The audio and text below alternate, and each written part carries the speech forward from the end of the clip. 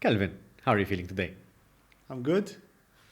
It's Monday today as we're recording. It's for me, I landed with lots of energy normally. Sometimes the end of the week is where I'm a bit more toasted, you could say, and I It's have a true. tendency to bite big bites. And sometimes at the end of the week, I need to decompress, recover, and rest. I would have rested this past weekend, like I landed the week with a bit of like as I close off last week and I step into this week. I always do a bit of like a, you could say, a stock take. I call it a week review. Yep. And You write it down, you journal it, or it's something that you um, do? so I have a Google Doc with with essentially like my quarter quests. I took it a bit from Ali Abdal, if you've heard of Okay, him. yes. And I use this Google Doc, and it's pinned on all like my Chrome and on my phone and everywhere. And I start my review there essentially. Like, you know, like this quarter, I have like 4 or 5 big goals of the or categories, and those are goals in the quarter. And then from there, I have a very simplistic system: red, amber, green. You know, is this like on track? Has a plan? If it has a plan and it's on track, it's green. Mhm. If it's yes or no on one of, sorry, has a no on one of those two, and it's an amber. And if it's off track and no plan, it's a red. Okay. So I do that weekly check. So typically those 5 connect with like my big goal of the quarter, my big goal of the year. So I try to kind of, you know, like cascade them backwards a bit. So yeah, like Mondays, I'm pumped and energized, and yeah. I was actually reflecting about this morning, because I thought I came, so last week was quite a busy week for me, and the only day I got to sort of like recharge a bit was yesterday, which was Sunday. And as I was going to work, I was thinking about how my weeks are usually structured. And I sort of like, I was pondering about this.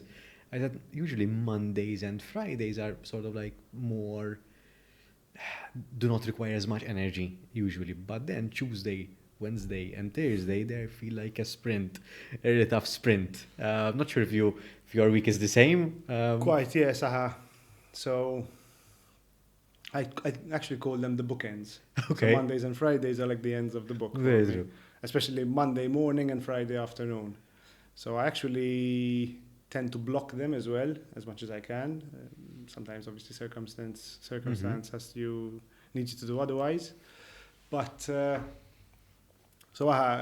this like week review either happens on a Friday afternoon or a Monday morning for me, and then from there, I uh, I regain some sanity, and I get a bit of a sink. Hmm. So when I don't do this kind of process, it feels like then, let's say it's 2 or 3 weeks, those whole periods are a sprint. Okay, And sometimes I feel like you get your head down, you're just going fast. But you know, if you get your head out of the weeds, as they say, for sure. you see, yeah, I'm like chopping the wrong tree, you know, so or climbing the wrong ladder, as they sometimes say. So like that, I like that regular check-in. Hmm. And it's good to like look at the scoreboard, which is essentially this Google Yes. Doc I keep. So that then what I do with this review habit of process of mine is I declutter, and like I actually really validate, is this useful or not? Is this going to happen this week, or does this align with the goal? A lot of the times, so I have a tendency to like capture Hmm. a lot. Like, okay, idea, let me not judge it, let me just catch it, you Toss it know? there. Aha. So I have a system for catching and logging, and essentially then I have an add-on. This is a bit of a workaround of getting things done. If you've heard of it, Hmm. it's a different philosophy, or you could say a productivity process Hmm. by I forgot the author at this moment in time, but his process is one which I kind of I use as a framework. And from there I yeah I I evaluate if something's important. I evaluate if something should be kept. And so I've decluttered. Sometimes I would have captured 50 ideas, 50 thoughts. One is maybe, I don't know, related to a particular responsibility. One's related to a particular role. One might be just personal thing to remember, for family, but needs a reminder.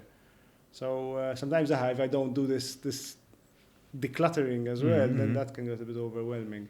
What draws you to building systems such as these? Because we've known each other for a couple of months now, and I can see that you operate in an ecosystem of systems. What draws you to building systems around you that supports your thinking process and your workflow in general? Okay, so first and foremost, I think I crave efficiency and speed, and then I think as well when something feels tedious because it's not efficient, it eats away at me. So I won't kind of like if I'm like locked in on a task and the plan is made, I'll stick to the plan. But I will kind of realize, all right, this can be refined. Like I said, I would capture that in a quick note and then just get back to what I was doing and keep going at it. But maybe it's a bit of the nature of maybe my day-to-day, where obviously this is what we tend to do for clients, and as a service, we look to find ways to optimize and improve their efficiency. So I'm doing that on myself on a very regular basis, be it in a health setting and sports, or be it in productivity and way of working, shall I call it. But to be honest, I think I've tinkered and played around for so many years. Now I feel like it's been, the system I've used has probably been like 18 months now, so it's quite mature, but I have, you could call it a Japanese Kaizen mindset, that I always ask, what's the one thing that could be better? Well, actually, the question I really ask is, what's the one thing which would make everything else unnecessary? Exactly, it would make it completely unnecessary and everything else insignificant. And essentially, when I kind of strip away the non-essential and kind of say what's essential, I'll be like, okay, this is the one thing. Now, whether I take heed of it or not, I actually apply it. But the habit is there, so I'm on a very regular basis asking, what do I want to stop, what do I want to start, what do I want to continue about a particular area. Then I just choose one, so I'll 80-20 to 80-20. Yes. And then from there, I'm like, I've noted it. Now, I'd say probably 60% of the time I actually apply it. I actually tend to have a fear of kind of like having an idea or a thought or an improvement and kind of it's kind of just sitting there. Away, or it would eat away at me that like I know I can do something better, and then it's just ignored. Okay. So what I tend to do is say, okay, I'm going to kind of make a micro step. I'm going to kind of make it, like, I'm not sure if you've heard on a sports or in a health setting, just do one push-up. Like, you've done one push-up, it will probably have trickle a cascading into, effect. it will trickle into more. It will at least for somebody maybe a bit sedentary and not really active, it will feel like a win. It's also a productivity hack as well, because just respond one email. Yes. Or yes. I don't know, take a note of this, or just do one small task, because the challenge is getting started rather than maintaining it sometimes. It's just that one big leap for you to start doing something. So one push up and then it has a cascading effect to it. I do resonate a lot with that. Personally, I do have the similar craving, I would say. I do like to build systems around what I enjoy the most. Not sure if you resonate with this or not, is the first getting your hands dirty into being in the mud and trying to figure out a new way of doing things, and then sort of like come up or find a way, a new better way of how you do the same thing, just 10x faster or 2x faster, just not to go to that But it length. starts slower. It starts slower. In fact, once I came across something online, there was a test. Somebody said, I want you to write out your name on a piece of paper. And then I want you to skip one letter. And the writing one letter, well, half the letters initially is slower.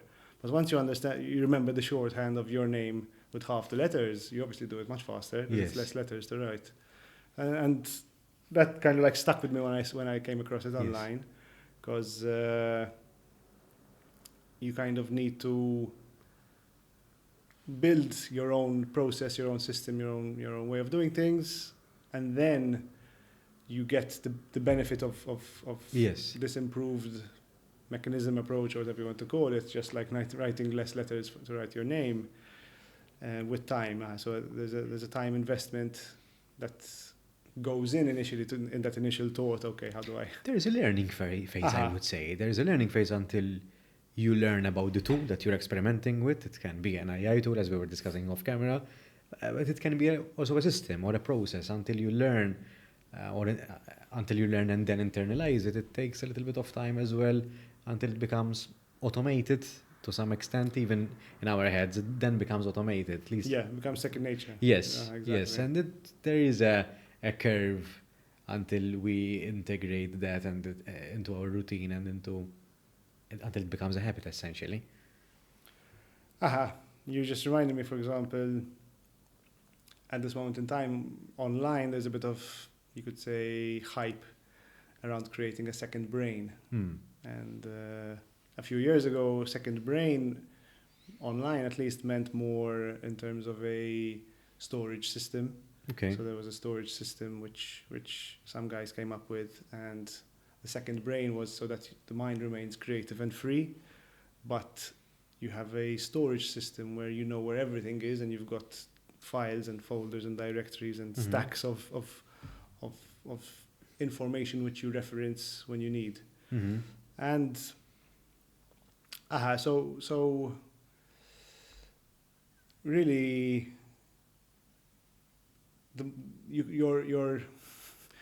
your processing capability with two brains, so to speak, is far stronger, far greater. Sure. Like part of our capability is, as humans, is that we have memory, we have experience, we have, we've been through certain things in life, and there's even an emotional reaction or attachment to certain circumstances or experiences. And then you don't want to kind of have your brain to be the kind of like storage box for, you don't want clutter. All your accounting files in your head, every single invoice, every single, but that's where obviously the central point of truth or the resource would make more sense. But obviously if you have a system where I'm using a finance example, right? Where you have a certain structure of how things are organized, that's essentially one of the second brains which you can leverage. Now, obviously, today as we're speaking, March 26th, there's other second brains which in the open source world, lots of people kind of putting together and at least from a productivity perspective, creating some interesting, crazy gains, shall we call them that? And since it's open source as well, you can plug them in and find a new pattern that works for you according to your workflow as well. So there is that element of uniqueness in a way that innovation, I'd probably call it. There's a lot of innovation going on, and to be honest, personally, every single time I open something like YouTube, sometimes my Spotify and some of these channels, I'm like, wow, that's a game changer. And I really hate game changers. Can sound a bit cliche, and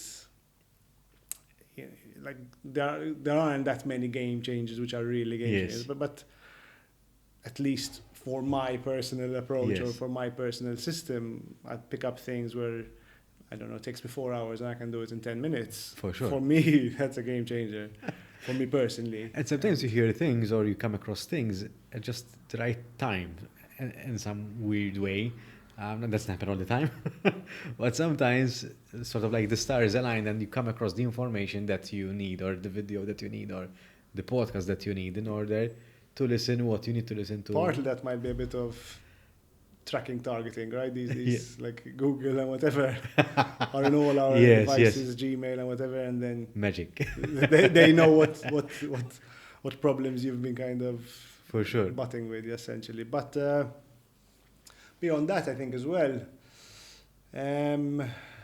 I think subconsciously sometimes we're kind of within us. There's this problem and this kind of itch to resolve it. For sure.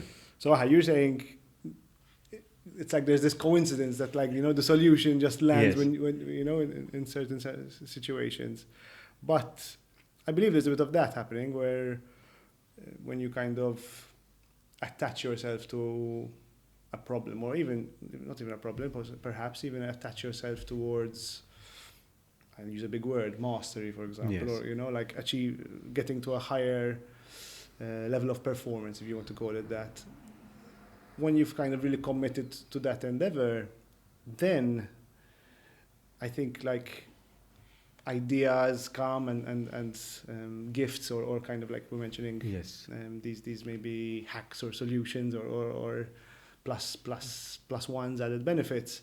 I think they're not that much of a coincidence. I think they're kind of, you know, part of the exploration and part of the, what some might even refer to as like the apprenticeship, where you're in if you're in a field where you're in, let's say, in a technical field, and you're, let's say, a book author, for example, and you're just, you know, like really embracing and building a relationship with a particular topic or with a particular field of material. I think it's inevitable that someone who kind of really attaches themselves and really embraces a topic is then going to kind of come up with something interesting, special, innovative. It doesn't come out of the blue, but it does come with really building a relationship with a topic, subject, or material. Coincidentally, obviously we're talking about AI, for example, and one of the dilemmas rather than difficulties that I have is I want to retain my particular skills and kind of not just leverage them off to AI and kind of maybe lose them, you know, or lose touch with them. And something which I came across recently online was, I think, for example, Robert Greene, the book author, who's very much renowned for being a very great researcher and very researched in his books and in his topics that he writes about. I think he wrote one of his books, for example, I think it was potentially Power, 48 Laws of Power, I believe it's called. Yes. And I think there were some philosophical stories which were written in Greek. He went and learned Greek and would have spent, for example, sometimes, I think it was like days on a paragraph, just to kind of really understand the real sense behind that paragraph. Obviously, we can pop in books or paragraphs into AI, but and get that translation, get that extract, and maybe that, but at least something which I believe somebody who analyzed his work online was saying, had Robert Greene not really struggled with the material, he would have not built that level of expertise to really then be able to kind of be an expert in that field or philosophy, whatever he was reviewing and writing about and researching. And then, you know, he wouldn't have had, like, okay, this guy went all the way into learning the language to learn, you know, the full a language can be used in various different ways. So you know, he went and learned the full application of the words he was trying to figure out and understand. And I think sometimes when I'm kind of trying to decide in this dilemma, do it myself, use AI, it guides me a bit. That I ask myself, like, am I an expert? Do I know what the output is going to be like? you know, because if you can't really be a good judge of this is good, great, or what people are calling AI slop, then you're just going to be tricked. It could be slop, you think it's great, and you Yes. just proceed with it. Yes, and you know, yes, it just I think just having this conversation with Sure. you, I think it's if you lose. In one of the podcasts I had, someone said eyes on the prize.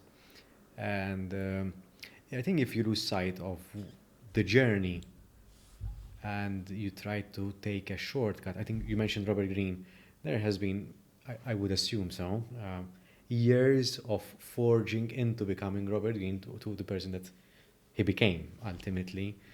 I think that the journey is what shapes you ultimately, and you can take shortcuts in a journey, but usually those are the maybe perhaps important adventures, but those are not the real raw skill that gives you sort of like the edge.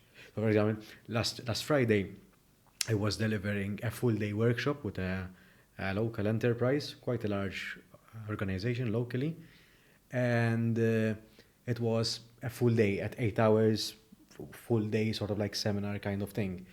And I prepared a presentation so that there's a bit of a guidance, and I split the day into 3 distinct sessions. And usually, like with most workshops that I deliver, I tend to go rogue at one point in time. I would sort of like spend a lot of hours preparing. Sure. Because I do go to that extent. I do use AI from time to time to consolidate my ideas, but I know that AI is there to support me, and I'll explain why that is important. I would have absorbed all of that information and all of that knowledge, the sort of like shortcuts, but then on the delivery day, I would be able to retain that knowledge and then go rogue and quote unquote, retaining that knowledge and then improvise at that point in time based on the live feed that you're getting from the audience. For sure. And I think that is where the real skill is. Something that I pride myself in, I don't usually say this on camera or behind the mic, is I would say my ability to improvise in that moment. When I'm giving a workshop, or even my team when they are delivering a workshop, it is not a lecture. It is not we're just reading from a slide, but the slide is there as a guiding post. But then you're receiving the feed, you're noticing the facial expressions, you're noticing the energy in the room where someone or the group might feel tired, or they need time to think, or they need a break. Factor that in. That is where experience is built. So I would say that AI does support much. I mean, to prepare a presentation. For example, you can plug what you want to do into AI, and the AI will give you various AI tools that will give you the ready-made presentation. But then you need to present it and deliver it in an engaging way, and that is the skill. The skill is not preparing the presentation. No, exactly.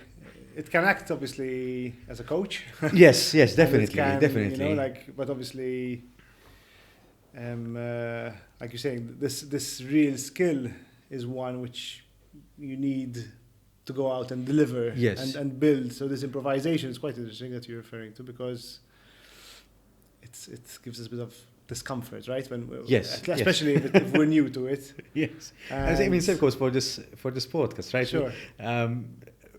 You were very prepared. You said to me, okay, what are we really going to discuss? And I think that element of improvisation is sometimes healthy. It gives you an edge as well. Yeah.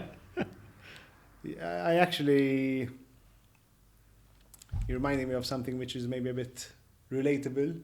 That I have a bit of a practice where I'm going off on a tangent slightly here, but you reminded me of a practice which I do to make me more positive. Okay. So I essentially, many people do this, like I try to stop and intentionally think of what I'm grateful for. But the way I do it is a bit different. I think of what's annoying me, what's really the most, things which is frustrating me at this moment in time. And I start to kind of chip away at it in ways. Okay, can I be grateful for this terrible situation? And very often I find something to be grateful for about it. So I'm stuck in traffic, and I might have done something in that traffic time. When I stop and take stock for that Yes. traffic time, somebody might have locked me in, and I in that moment I'd be very frustrated, perhaps. But so just like we're mentioning, delivering presentations, you become a better deliverer of presentations. Because that is the skill, essentially. You just reminded me kind of like by intentionally trying to kind of make something better or improved. Mm-hmm. You make things better or improved almost as a second nature, essentially. Because the question that runs around when it comes to AI is that, will AI replace me? So don't make yourself obsolete. If you are, from a mindset point of view, you're already thinking of how can I do this with AI so that I don't work or I don't grow as a person or as a professional in any area that you would be involved in. Don't make yourself obsolete. I most look at AI as like, okay, I'll be the orchestrator. Yeah. And like I said earlier, you need to be the orchestrator. You need to know the context. The stuff. I was going to say you need to be an expert. You don't really need to be a full-on expert, but you really need to know what's good, what's bad. You need to know what's right, what's wrong. Yes. Then you can orchestrate. Yes. I don't know. You can't kind of like go and you have no idea about the law. You're not a lawyer. Yes, and you're kind of using something like that in a field where there's a lot on the line, and the tool will obviously spit out. AI is essentially a text predictor based on the text input. So it's using probability essentially, and with that probability, what is the most likely response based on the context and information it has. So once you know that that's just like the way that system works, you kind of, all right, like how much will I trust it, how much will I not trust it? And there's, like I said earlier, there's loads of innovation, there's loads of use cases, and I think it's really exciting for someone who works in technology or who's quite keen on technology, enthusiast in the field. It's exciting every single time you open something like YouTube and you see something which you think is a bit of a game changer. But I like I said, I look at it with excitement rather than doom or with fear or. So there's no doom or fear on my side, but as well there's no like. At least I'm not somebody who likes to sit still. So there's no like, okay, I'm going to give all my work to AI and just sit on the beach, because sitting on the beach would be painful for me, really. So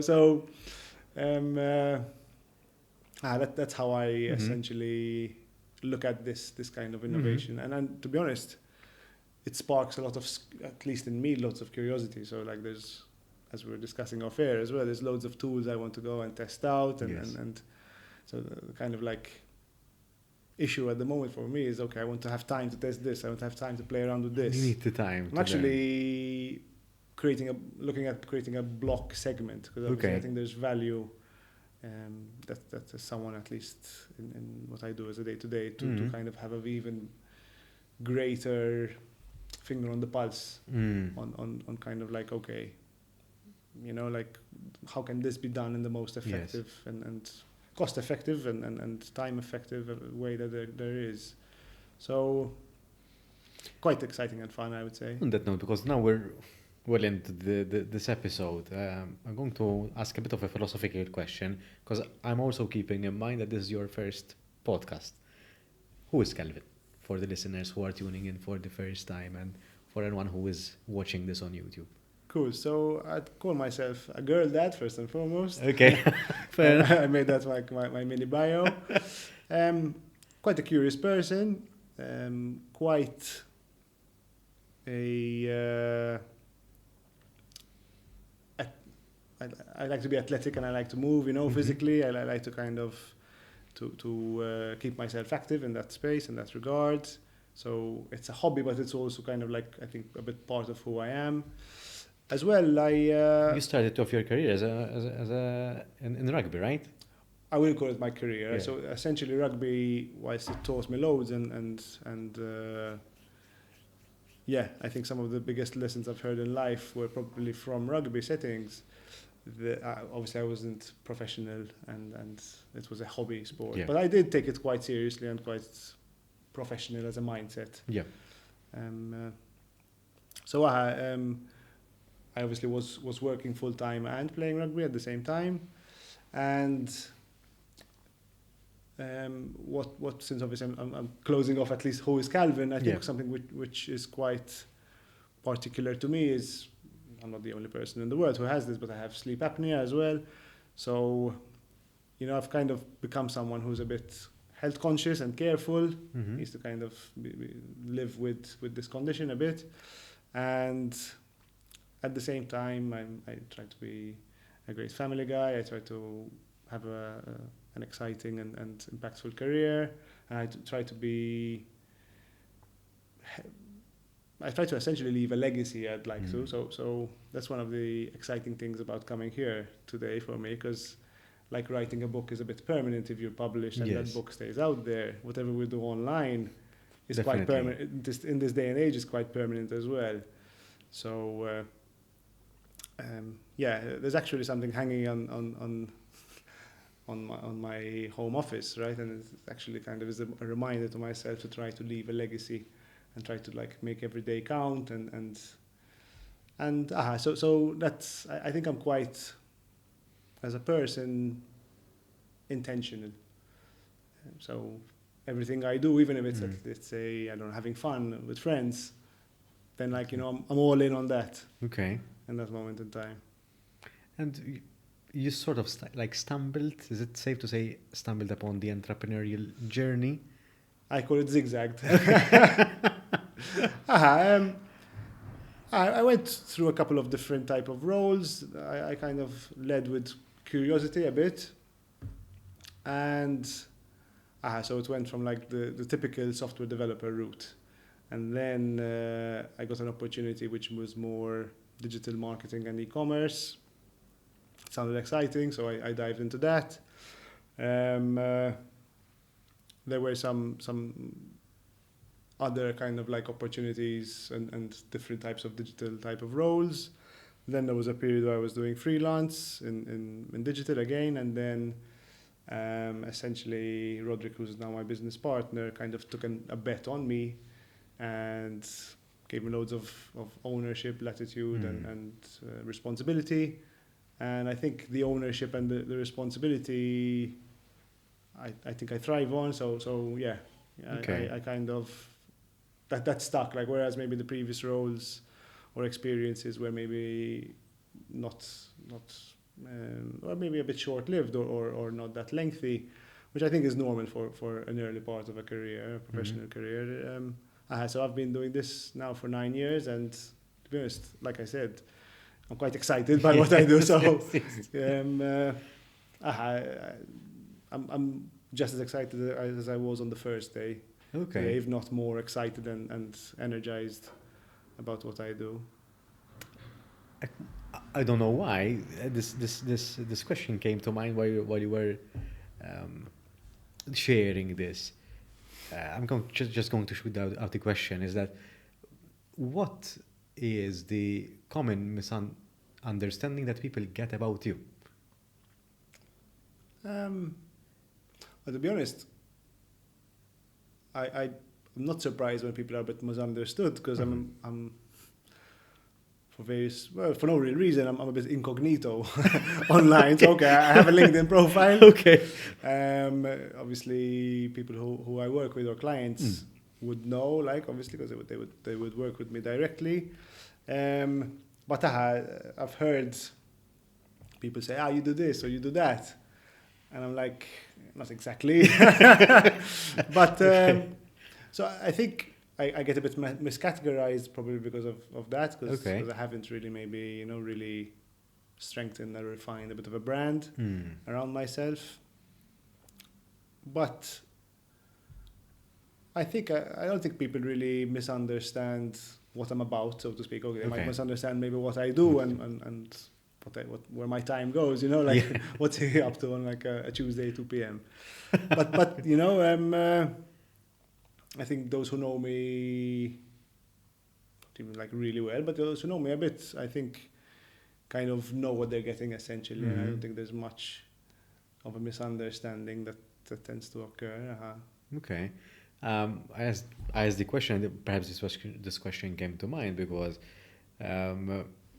I do get what you said as well. So when you have a wide variety of interests or you're curious about different things, then your staple sense of self, perhaps with the outside world, becomes a little bit, I wouldn't say distorted, but misunderstood. Because you know where you stand, and then you might know, I'm interested in various things, or I would like to know about various things, but then it might sound a little bit strange from people outside. So I felt that resonance, let's say.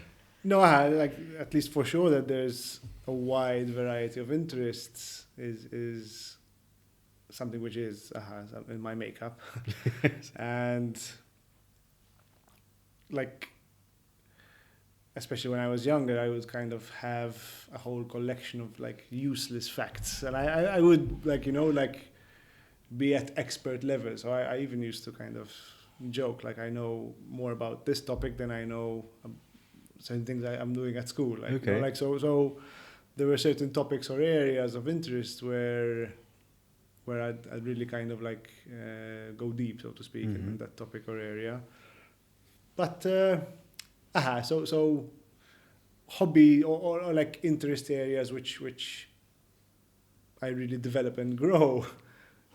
There's still new ones. Yes. So like more recently, you might not be aware, like more recently, one of my kids was born and I was in paternity leave, and in that period, I just became a coffee home barista. Like I went from kind of enjoying nice coffee to kind of really going the whole 9 yards. Okay. And so what I mean to say is the hobbies aren't slowing down, it seems, or the interests aren't kind of How do you differentiate then a hobby to keep on pursuing, or at least let me rephrase, how do you decide when to put an idea on the shelf even temporarily?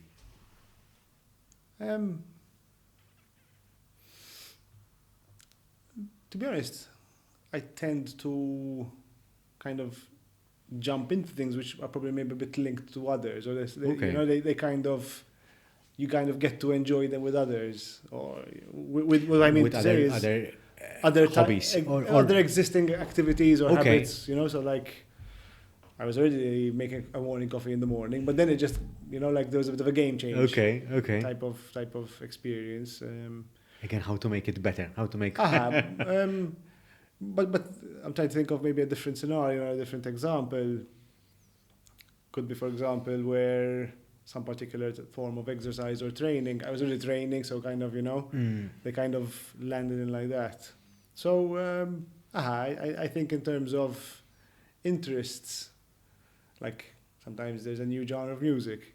I'm already listening to music, but, there's a whole different genre which I was maybe kind of like not appreciating, not kind of listening to and ignoring, where then all of a sudden I'm like I've listened to all of like the biggest artists and that's Okay. that, Well, where do you get this sort of like energy, this curious energy, let's say?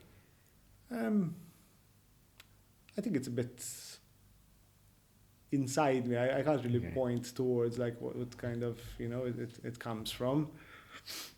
I think it's a bit of like my weirdness essentially. So You're quick. like I think all of us have a bit of that. Yeah. Some of us maybe like hide it, and some of us embrace it essentially. Yeah. So there's always a bit like that. I'll come across something I enjoy, and then I want to kind of have like read all the books about it, see all the videos about it. It's kind of like really immerse into it, and so that sometimes it's in one field, sometimes another field, but they all kind of seem to then have a bit of a, a connection between these zigzags I'm referring to. Okay, right. And something that I was curious about as well, and intrigued by sort of like the brief that you sent me about who you are as a person, was those two instances that really shaped who you are, how you think, and I would appreciate if you can share those two instances Sure. So with our audience as well, because I think that there's a lot of value in them. essentially, I was how do you say, thinking, okay, what two of the biggest lessons I've had. I know I was expecting a bit of like growth type conversation coming into this. So essentially, I said, okay, what were the moments which created these moments of growth? And they were essentially moments of adversity, really. So what has given me kind of most opportunities for growth and most lessons were obviously the tough moments. So and in reflection, I was saying, okay, what were the tough moments that I had? I've had a relatively comfortable, good life. I've been very blessed and very lucky. But so you always, at least for example, we mentioned sport earlier, right? So one of the things which you learn a lot, I think, from sports is you don't always win. You have to pick yourself up. You have to kind of, see how you're going to be better. You have to take your medicine, is what some people say. And at least in a professional context, something which had hit me and given me a bit of a shock was when earlier in my career, what I meant to say is I was let go. And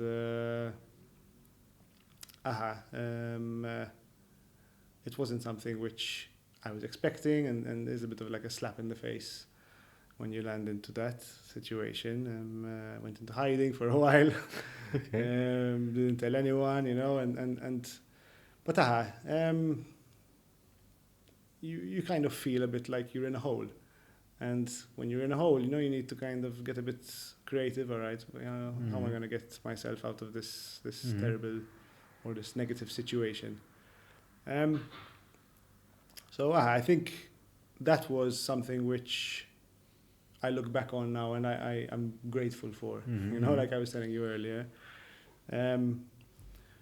So that and then made me kind of really double down. So one of the things I was like in this hole, I was like, okay, how do I make sure this doesn't happen again? How do I, fix this? How do I learn the lessons of maybe why this happened so that this doesn't happen again? So that kind of made me more focused in certain things, more streetwise in other types of things, and more intentional. Okay, I want to kind of build this type of person. I want to do these kinds of things, and I just kind of like raised my standards. So that was, you could say, adversity moment number one. There's a bit of naivety as well around that kind of previous Calvin and then the Calvin which came after that lesson, you could say. Adversity item number two or moment number two was completely different. So there in that the lesson was a lesson of self-awareness. So I was in a setting where I had lots of responsibility, lots of latitude, in a driver's seat type position, but banked on and like depended on by others, which is great, which is something I seek and thrive on, but not having the kind of self-awareness and maturity to kind of like handle things in the right way and to even just realize, okay, I can't commit or kind of keep to the standards which I'd like to keep to, and not having that kind of acceptance and essentially not just acceptance, you kind of wanting to kind of be more, do more, but if in a certain time you cannot, let's say you're injured, you know, like for sure, like your leg is broken and you want to run the marathon anyway, you know, you David let Goggins yourself. off. I'm not sure if he's done it with a broken leg, but you know, you let others down if they're depending on you to kind of finish the Yes. race. So there was something where I was kind of in full control and essentially I let everyone down. Okay. And since obviously discussing lessons and why I'm kind of at least grateful for that moment, at least in the aftermath of this situation, which I was leading, it was you know my responsibility, and I essentially dropped the ball, you could say. Once I realized kind of like, okay, this is not good, and it's all my fault, and this was something which I essentially was leading and responsible for. I reached out to Krista, my partner, gave her like a full like story brief. She listened, she empathized, and from there it was like, okay, now how are you going to kind of like fix this? How are you going to solve this? And there and then, you know, like we came up with an action plan. Listen, I'm going to kind of tell all stakeholders or kind of people who are like waiting on me and expecting on me. I'm going to say like, listen, here's where I screwed up. This is what I'm going to do. Well, first and foremost, there was a hard promise. I'm never going to screw up again on this type of thing again. And there was a plan immediately. Listen, I'm going to do this to ensure that this doesn't happen ever again. And obviously there was a commitment which I made there and then, and that just gave me, like I said, a bit of this self-awareness and kind of this management of myself or of my energy, my resources, my ability to think. So what we do, at least many of us, is knowledge work, right? And if our head is in the clouds, you can't do much knowledge work, you know, if we're not in a good place or in the right frame of mind, essentially. So that has given me a bit of understanding and something that's like changed in me as well since that experience is I intentionally choose which plates can drop, but then with that practice I'm like, okay, this plate I'm gonna guard and kind of make sure it's kind of, you know, safely spinning and delivered perfectly. So that I learned the hard way. And so when I can say like, okay, I'm intentional about certain things, or if I commit to something being a priority, I'm actually saying, before I used to struggle to say no, and like saying yes to everything, you're saying no to many. You're essentially not saying yes, you kind of like thinking you're saying yes, but you're kind of like spreading yourself out a bit. So, I've kind of gained that understanding of my capacity, but even kind of like my space for focus, what can kind of like come in, what has to go out sometimes to come in. So I think in the second experience I was, you know, trying to, as they say, fill from an empty bucket. If the bucket's empty, you can't fill others. So it's also made me, another lesson from it is to make sure my bucket is full or has something to kind of give. Manage my energy, manage my it's not just physical energy, it's, you know, just manage my juice essentially, like, you know. So you need to be a bit intentional about it, because it's easy, I think, in an age today where everything is very fast and very immediate, that you can easily overwhelm yourself if you don't switch off, shut off, or have this. And sometimes to kind of like translate or dumb this down to myself, I say like, okay, if I go and kind of, you know, do a 1 rep max workout, and then I run a marathon, and then I, do a triathlon. Like there's a breaking point of how much one can physically take on. And likewise, I kind of translate that into kind of other mediums. So Mhm. biology sometimes is quite a good Indicator. exactly, and or it's a good way of translating things to then kind of make you realize, okay, Yes. like this can't all happen All at once, at least. or at least after each other. Definitely. Um, so I'll sort of like summarize, combine, and reflect upon what you've shared, Calvin, is that when you were sharing your first lesson, sort of like you reminded me of something that recently I got reminded of, let's say, and in most situations, especially in an entrepreneurial journey, you are reminded that, and I mean it in the best possible way, that you are alone to a certain extent. That sometimes there are situations where all you've got is yourself, and you have to bank on yourself to really make that happen. You can have the best support system in the world, but there are some things that no one can do for you. There are some moments, some key moments, at least in my experience, that sometimes you have to do, and you have to sort of like believe in yourself, even if there is doubt, but believe that you can do it. Challenge yourself. There are a lot of mini skills, mini lessons that you have to put into something to really make it work and sort of like level up, either as individual or as a business, or both at the same time, Sure. essentially. So, and I think I think one skill that one needs to develop to do that is courage, the courage to do it. But also the courage translated to your second lesson that you've shared as well, the courage to say, listen, I messed up here, but this is how I'm going to fix it or make up for it. Because sometimes don't land on our feet. There are situations in life where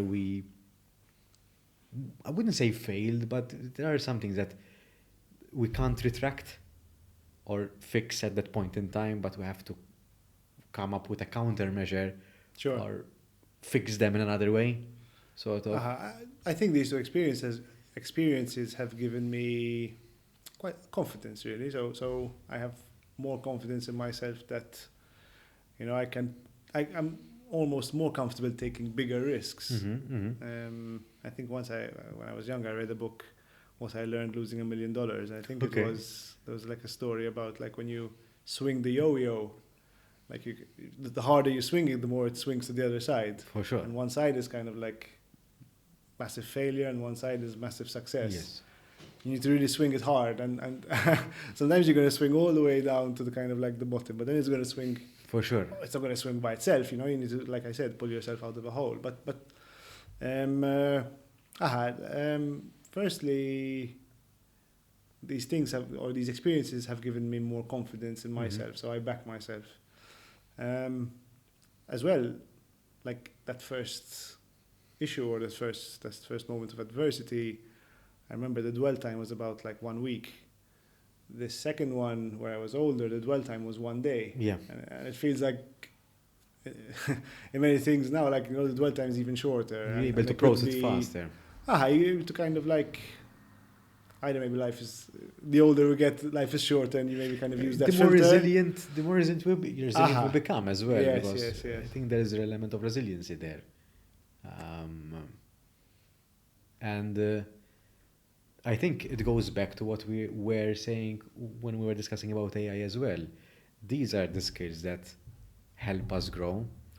These are the things that the Robert Greene example, let's say, we have to go through these experiences in order to become more confident, in order to become more resilient. When we see someone on stage giving a keynote, or someone who is delivering a master class of sorts, or an expert, they didn't become an expert. There's lots of stumbles, failures. Yes, Exactly. I think there's a bit of an illusion of sorts. It doesn't happen overnight. It seems like it's overnight. Yes, at least, yes. If you only kind of see the final finished product. Yes. I think once I came across a bit of the Beatles story. And the Okay. Beatles had, I believe it was in Germany for many years after they had formed, had been playing, I think it was every night. There was a period for like about 5 years. They were just perfecting what eventually happened was they were perfecting their sound in front of an audience. But I can't recall if it was 1 year or 5 years, but they were every single night, day after day, playing, which is not typical for a music artist or a music group. And likewise in other settings, right? So if, like you just mentioning, somebody who's delivering something on stage, if you just happen to maybe see them on TikTok or Instagram, Yes. and you're like, wow, these are like next level. It doesn't just happen Yes. by itself, and I mean, and that's a positive part as well. Like, okay, I can get there, I can do it. You know? Yes. I can become that level or better. I mean, there is an element of talent, of course. I mean, different people have different levels of talent, if that makes sense. And there's also the concept of nowadays virality as well. So being at the right moment at the right time, and the algorithm picks you up, of sorts, and then you become an instant success. So there is an element of that too. But there is also the raw skill to maintain it, to maintain that level of traction, let's say. And I think Sure. if you are focused more on the journey and of becoming better and being more intentional, I think you have more tools at your disposal to maintain it rather than being viral for a moment in time and then disappear for some. I'm not speaking about virality or a video of sorts, but in terms of skill, that you can get lucky 1 time or 2 times in a row, but the streak at some point in time, it will collapse if In fact, you don't have the skill set. sometimes I can't think of a particular setting, but let's say, you try something. One of the, I wouldn't say the worst things, but it's not ideal that you try something and you're great at it immediately, because there's a bit of maybe luck, or Beginner's luck. You're great at it. What I mean to say is, say you do something for the first time and you do it really, really well.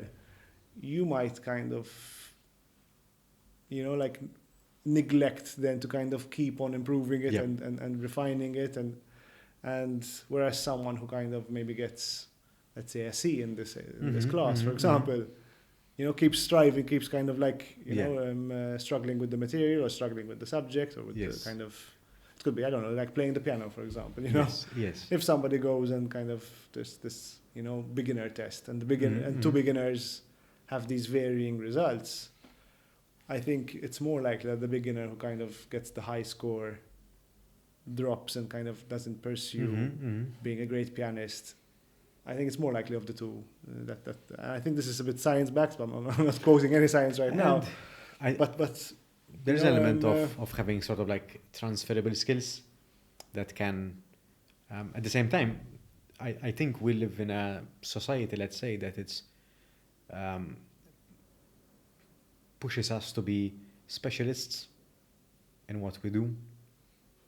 So having diverse hobbies, having diverse interests, being, I would say proficient, I would not say professional, being proficient in different languages or doing different things is perhaps misunderstood, to use a word that I used earlier on. Jack of all trades, right? Yes, and then the master of none aspect to it. But you can be a master of some, let's say, but not be a specialist.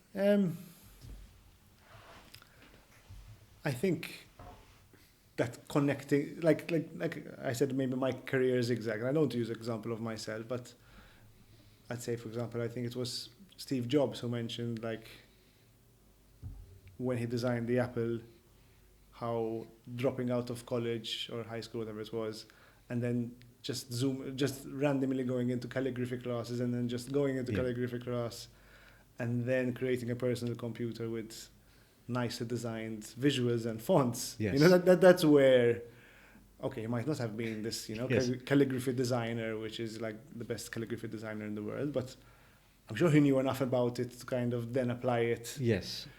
So like I think these like zigzags or dot connections, there's like lots of, okay, you could call it trial and error. I don't have a name for it. Following a bit of curiosity, but then there's a bit of value which you can connect, and I think this is not only something which is my belief. I think I've actually come across it from others. I think it was Tim Ferriss who had said, like, listen, if you have, for example, a high level of, let's say, you're an expert in law, for example, and you bring in with it something which is a different field and a different expertise, you become like this extra valuable lawyer in that particular niche field.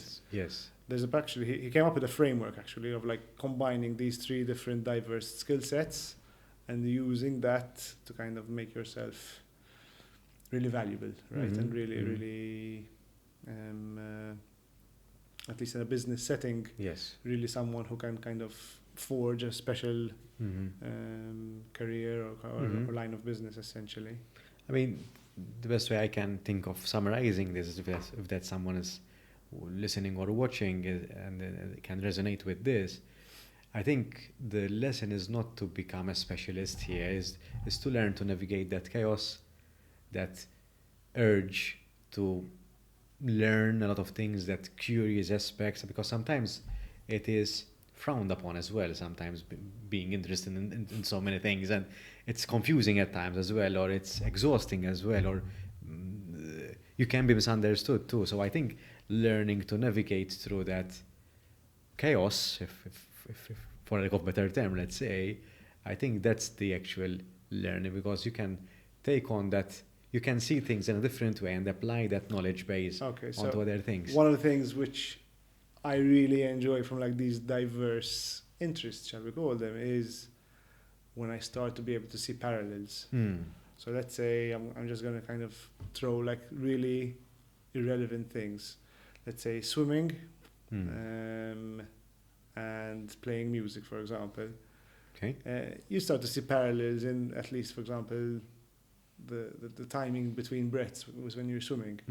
And the timing when you need to use to kind of be in tune for music. Okay. You know, like when you start to see parallels, Yep. it just, again, let's say I was trying to become this kind of like great pianist, which I'm not, but you know, like once I start to realize or pick up from other fields what are the kind of like key levers, a lot of kind of skill sets which help you grow or learn are applicable elsewhere.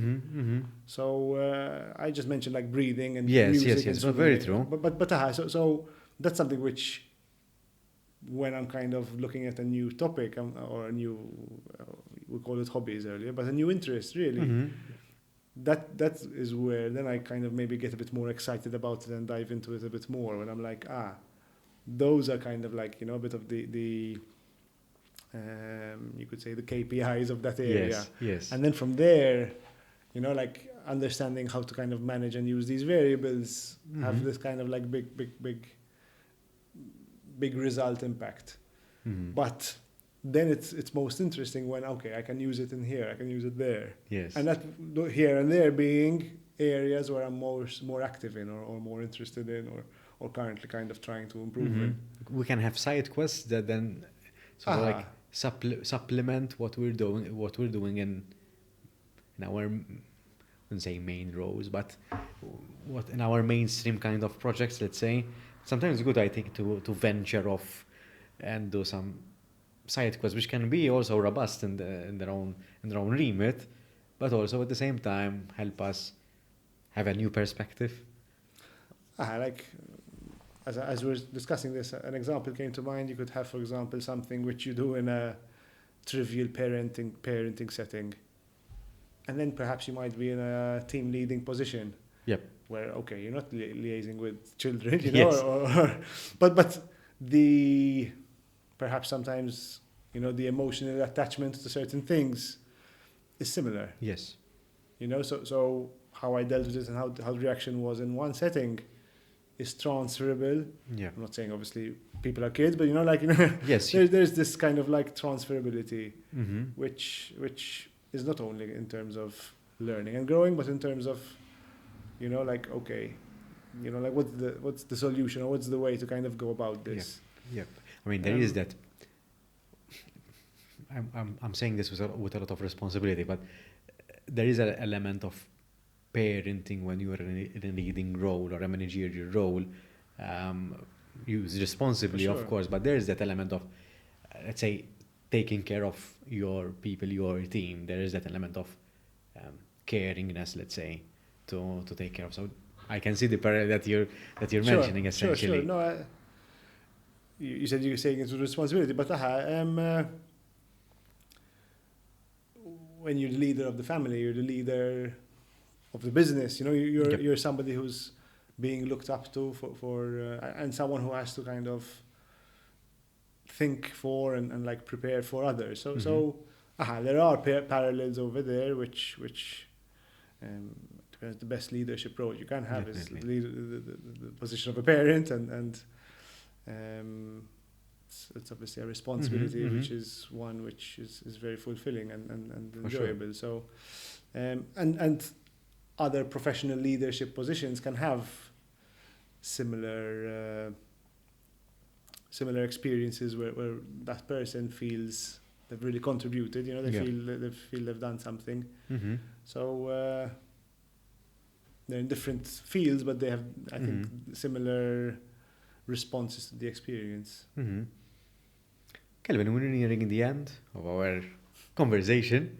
So, as anticipated at the beginning of off camera, let's say, I'm going to our beloved, and I'm going to ask you to choose one. You don't follow football, right? No, unfortunately don't. The FA Cup draw tonight, I think. Not really. I'm pulling up the football teams. Okay. So the question we have... I heard that the F1 is going to start this weekend. It started last weekend. Okay, so okay. That goes to show that I'm not very familiar with that as well. But sports have been kind of like a real common thread across my life, and when I was mentioning earlier, for example, going into topics like sports would have been one of them, where I would like know all the players, know all their like previous histories, know their numbers, know like so.